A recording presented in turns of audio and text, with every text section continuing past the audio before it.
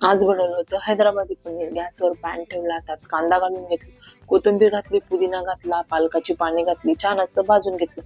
गॅसवर कढई ठेवली, त्यात 2 चमचे तेल, 1 चमचा तूप घातलं, 1 चमचा जिरे घातलं, 2 तेजपत्त्याची पाने, 2 वेलची, 1 दालचिनीचा तुकडा, 5 ते 6 लवंगा घातल्या. छान असं परतून घेतलं. तयार केलेलं वाटण घालून घेतलं.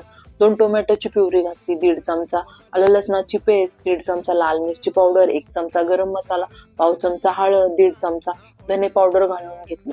चवीपुरतं मीठ घातलं. छान असं मिक्स करून घेतलं. झाकण ठेवून तेल सेपरेट होईपर्यंत ठेवून दिलं. त्यानंतर 2 मिनिटानंतर आपण त्यात 2 चमचे पनीर मसाला घातला. पनीर घालून घेतलं. झाकण ठेवून 2 मिनिटभर वाफ काढून घेतली. त्यानंतर 1 ग्लास पाणी घातलं.